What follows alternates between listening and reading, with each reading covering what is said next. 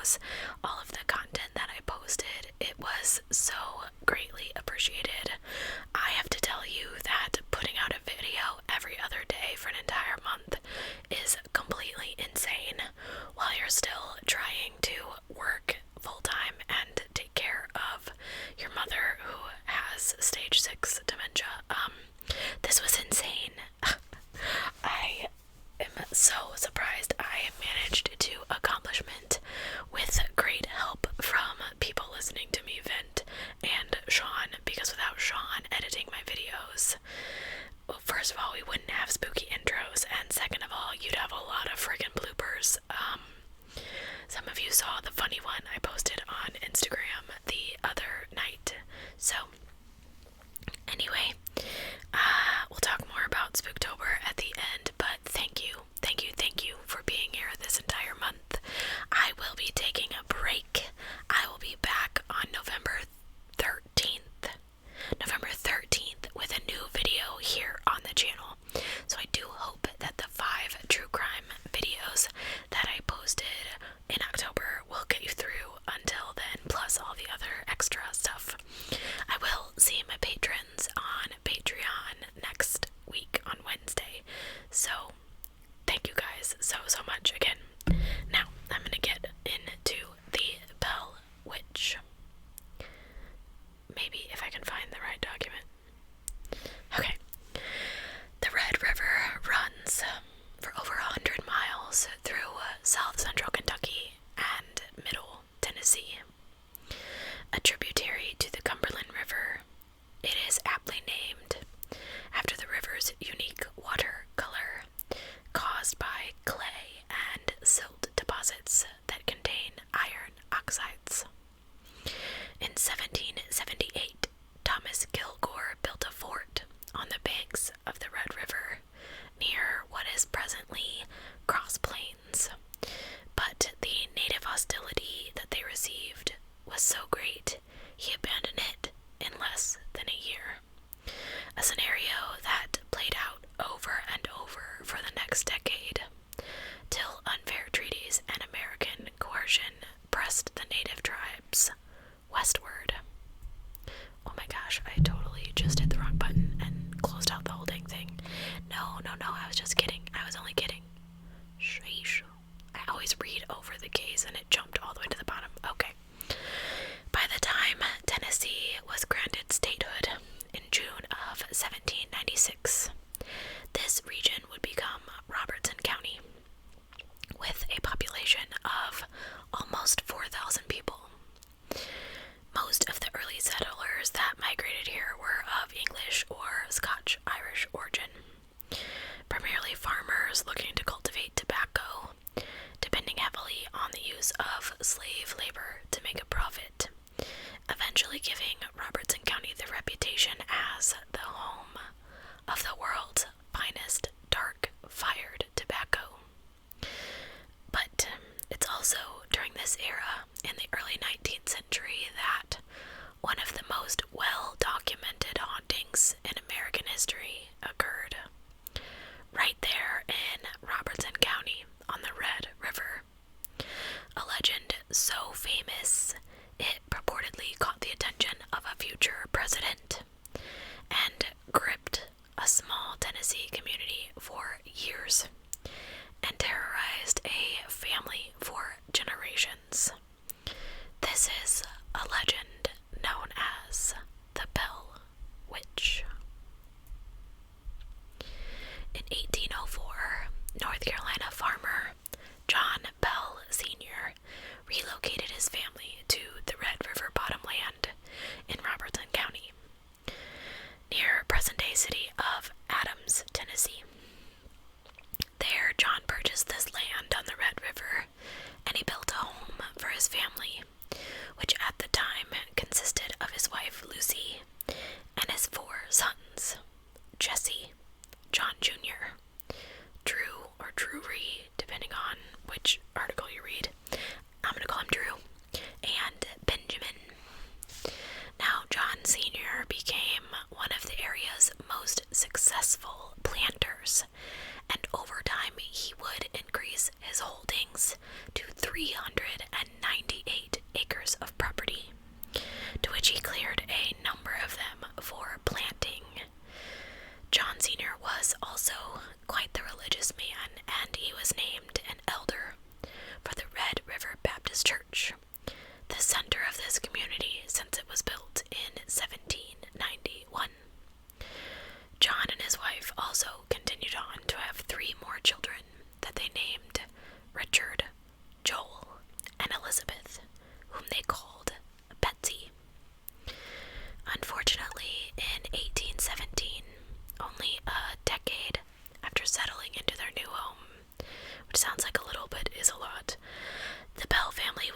themselves at the center of what has been described as an epic haunting.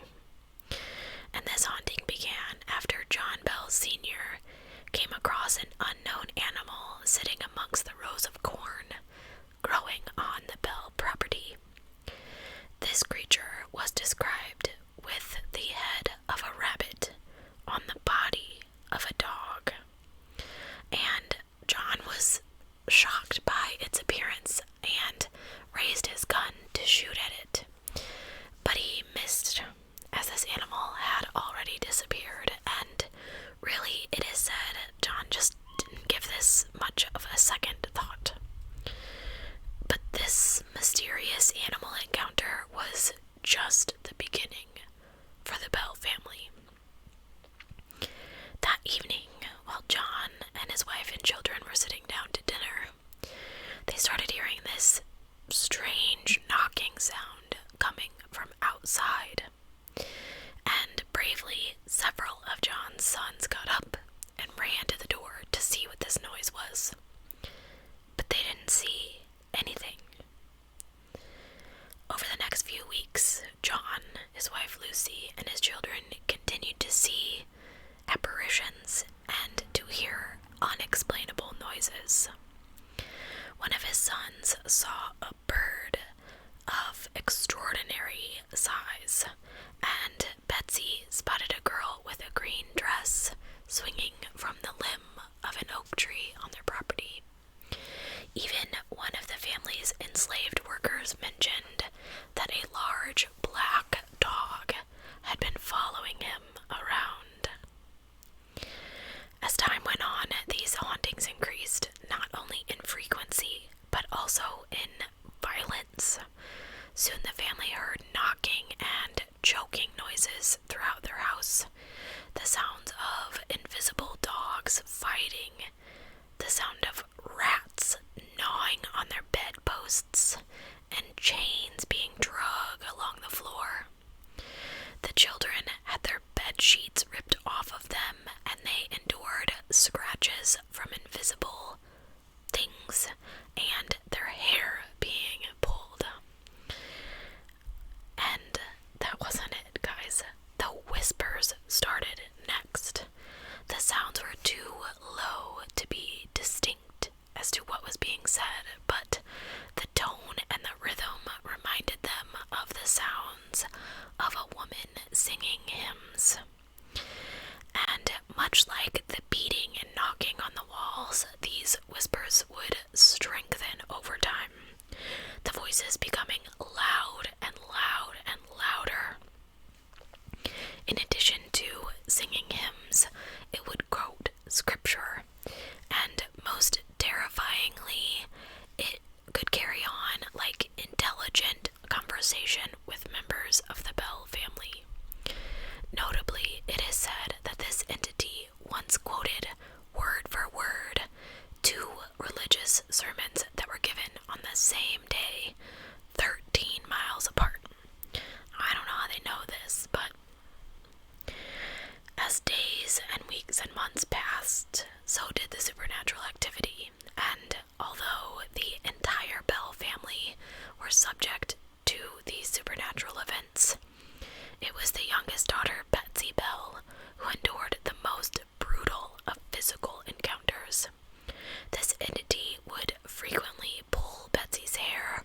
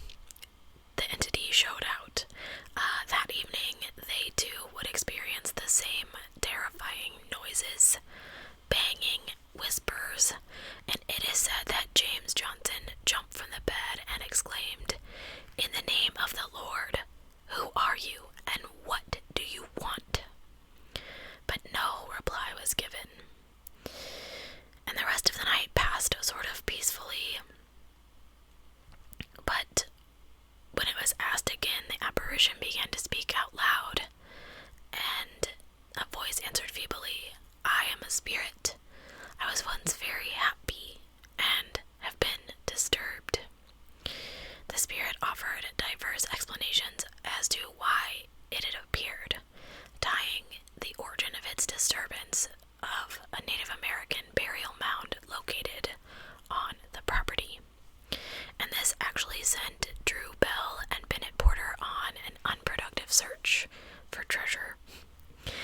With the emergence of full conversations from this entity, this spirit was well acquainted with biblical text, and it actually appeared to enjoy religious arguments.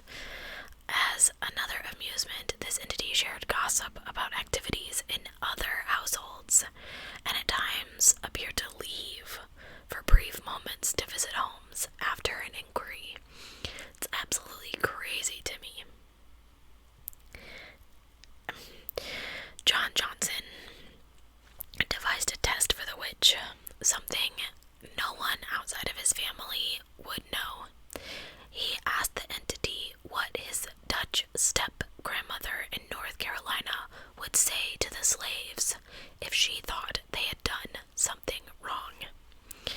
And the entity replied in his grandmother's accent, "Hut tut, what has happened now?" In another account, an Englishman stopped to visit and offered to investigate. On remarking on his family overseas, the Bell Witch suddenly began to mimic his English parents. Again, in the early morning, the witch woke him to voices of his parents, worried because they had heard his voice as well. The Englishman quickly left that morning and later wrote to the Bell family that the entity had visited his family in England and apologized for his skepticism. Now, aside from the shouting and the knocking and the scratching and the slapping, at times this spirit, the Bell Witch, displayed a form of kindness. The entity really appeared to just love Lucy Bell, John Sr.'s wife. It called her the most perfect woman to walk the earth, and the witch would give Lucy fresh fruit, and it would sing hymns to her. And at first, it showed John Bell Jr. a measure of respect. It would come as no surprise that once James Johnson, the neighbor, learned of and experienced the nightly terrors inflicted on the Bell family, that it was only a matter of time before everyone knew. The people of the Red River community knew the entire story as well. In fact, news of the Bell Witch haunting spread so rapidly, people traveled from afar to witness for themselves these mysterious events. One such visitor was said to be Andrew Jackson. Jackson was a major general in 1819 when he visited the Bell family home. After hearing stories of the claim from the elder Bell sons, John Jr., Drew, and Jesse, who served under his command at the Battle of New Orleans in 1815. The future president arrived at the Bell property in the company of several men, horses, and a wagon. Purportedly, upon arriving on the Bell property, these horses suddenly stopped, and despite spending quite a bit of time attempting to urge the animals forward, the horses pulling the wagon refused to continue on. Eventually, Andrew Jackson proclaimed, "By the eternal boys, that must be the Bell Witch." In response, an unknown female voice called out to the men that they could now proceed to the house, and that she would visit with them later. And suddenly, without prompting, the horses continued up the path to the Bell house. That evening was initially quiet. However, one of Jackson's men's, a self-proclaimed witch tamer, began boasting and taunting the enemy because he was dumb. That was my opinion, sorry. He proclaimed that the reason no activity occurred was a result of the entity's fear of him and what he could do to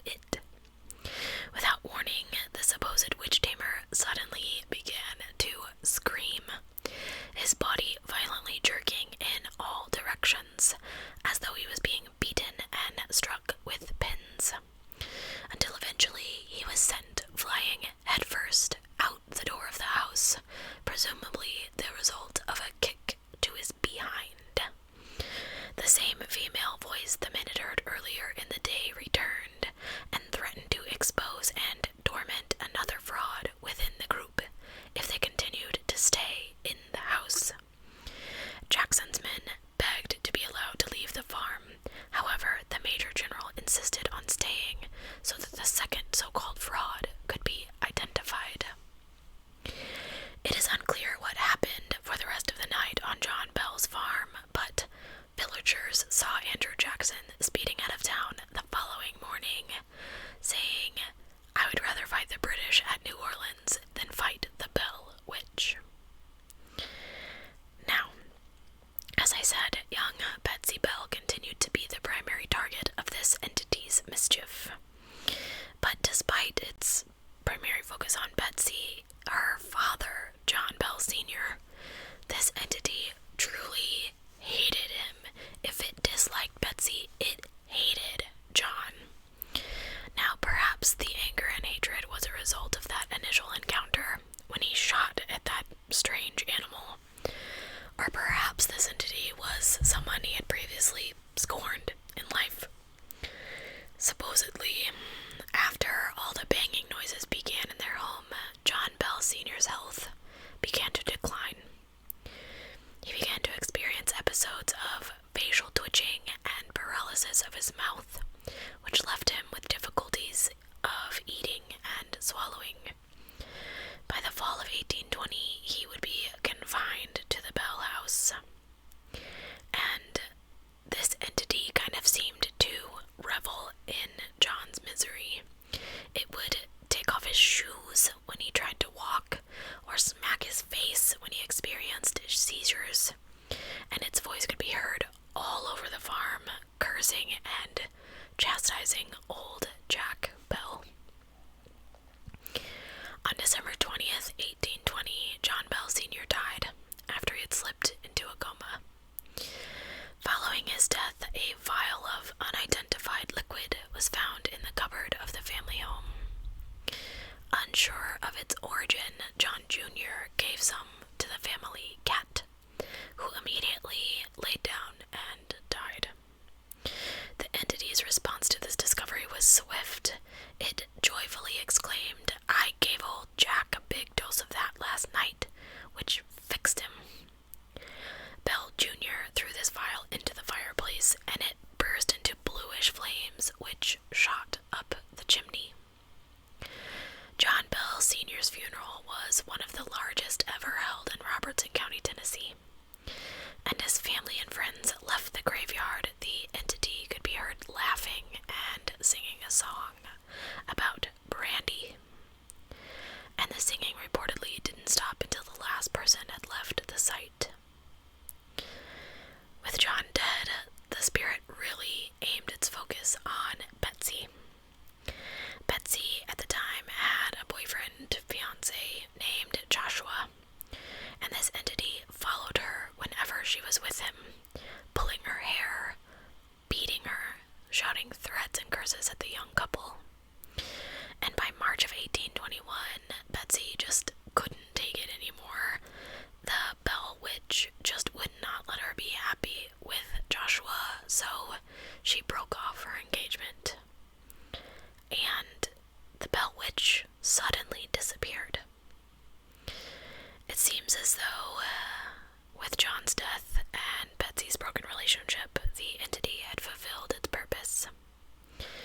It is said that early April, right after Betsy broke her engagement with Joshua, the entity spoke to Widow Bell Lucy, whom it loved. She was perfect, remember? And it said it was leaving, and it would return again in 7 years. In 1828, the entity did return, and most of the activity at this time centered around John Bell Jr., who discussed such things as the origin of life, Christianity, and the need for a mass spiritual awakening. The entity would also apparently give what would become accurate predictions of the American Civil War and other future events.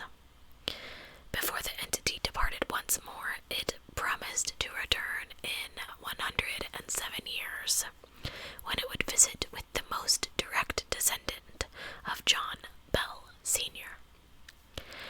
That entity became known as the Bell Witch, and in 1934, just 1 year shy of the promised 107, Nashville physician Charles's living descendant, Dr. Charles Bailey Bell, published a book about his ancestors' haunting. Unfortunately, no follow-up was ever published. He died in 1945, and it is unknown if the Bell Witch ever promised to return again. So, some of the versions of the legend say that this entity is some kind of female spirit or group of spirits that worked to undermine the Bell family. However, more frequently, the entity is given the name Kate. In a book called The Authenticated History, Ingram writes that at one point the entity proclaimed itself to be, quote, Old Katie Batts Witch, and would thereafter respond favorably to the name Kate. Now, Kate Batts had been a resident of the Red River community. She was a neighbor to the Bell family, and she was considered by many people to be this eccentric woman. After a heated quarrel with John Bell in life, it's her spirit that most believe is the source of the hauntings. Interestingly, though, historical records indicate Katie Batts was likely related to the Bell family, a niece of Lucy Williams Bell, John Bell Sr.'s wife. Remember, the perfect one. Therefore, she was a cousin to the Bell children, including Betsy. Now, there is unlikely to be any concrete historical documentation to prove this, or that Katie was actually a witch, but in all likelihood, she was probably not. She was instead made a scapegoat for the supernatural events by the community due to her eccentric ways. Today, there are numerous theories surrounding the Bell Witch, the cause and the reasoning behind the Bell family's disturbances. And although researchers, scholars, folklorists each have their own ideas and standards of proof, one thing is pretty largely agreed upon, and it is that there was something very wrong occurring in the Red River settlement between 1817 and 1821. But since the legend has been in a constant state of evolution since that time, from its first appearance in newspapers to Ingram's in-depth book in 1898, it is now nearly impossible to decide what is fact and what is fiction. For example, the entity identifying herself as Kate was not included in the story until Ingram's work was published, and the visit from Andrew Jackson seems unlikely based on the lack of historical documentation. Nearly 2 centuries later, the Bell Witch is still blamed for unexplained occurrences near the old Bell family farm. People report the faint sounds of talking and children playing when none are nearby. Unexplainable candle lights can be seen dancing through the dark fields after the sun has gone down, and photographs of the area are also known to show mist, orbs of light, or the shadow of a human figure that was not present when the photo was taken. Today, what was once the Bell family farm, that consisted of over 300 acres of land, has since been divided up and sold countless times. However, there remains a single tract of land, which includes the location of the original Bell family home, as well as the Bell family graveyard. This property is owned and maintained by a private foundation, and permission must be obtained to visit from both the foundation and the Bell Witch herself. So, there is an area of caves in Tennessee that they call the Bell Witch Caves, and I don't really know much about that, and to be honest, I didn't research much of that. Feel free to do so and let me know down below how we went from the house to the caves, because I just didn't honestly have time to look that up for real. This haunting is completely crazy to me because it is very, very strange that when you're reading about hauntings and when you're reading about paranormal activities, that so many people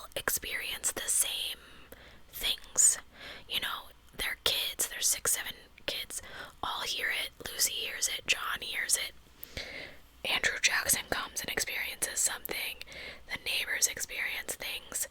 I had read, there were so many different varying articles on this, so I tried to kind of give you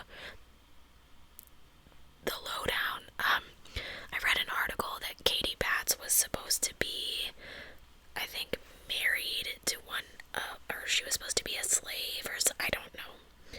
I don't know that exact story, so maybe I just won't tell you that, but I thought she was like purchased by John at some point, and like she was like 13. Don't quote me on this. She was like 13, and when he went to get her at 16, they said, no, you underpaid, and he was like, no, I'm taking her, and she committed suicide or something before that could happen, or so, I don't know. Leah Whispers ASMR covered this case, and her video's like an hour long, so I definitely encourage you to check that out. Although she does put ads in her videos, and I love her, but that drives me insane. I'm not trying to talk bad on anybody, don't take it that way at all, but I can't sleep when the ads are playing. So, just if you go over there to check it out, just be prepared for that to happen. Like, watch it while you're cleaning or something, which is what I have to do, like while I'm at work or whatever. So I'm not like falling asleep and like, oh crap, you know. So she's a very good content creator, but it does drive me crazy. I get it. I mean, I get it, but it drives me nuts. So anyway, again, thank you guys so much for being here for Spooktober. As I said, I believe it was my last video. I don't feel as though it was as spooky as it could have been.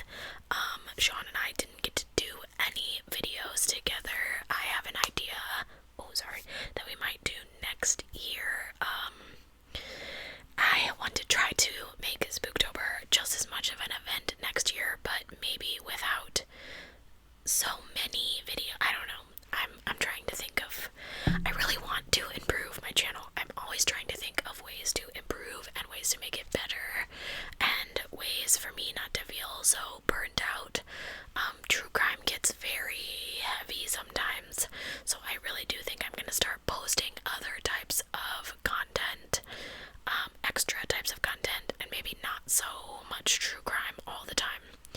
Now, I know people are gonna have a fit about that, and that's okay, because you know what? The ones that are sitting here watching this video, and the ones that watched all my other Spooktober content, I know you'll be there, even if I never did another true crime case ever in the future of this channel, which will not be the case. But anyway, it's not about that. It's not about that. So it's about us being able to relax and being able to sleep and calming your anxiety and letting you know I'm here for you. No matter where you are or what you're going through, I'm here. So I'm going to stop rambling now. I'm going to tell you thank you, and I will see you on November 13th.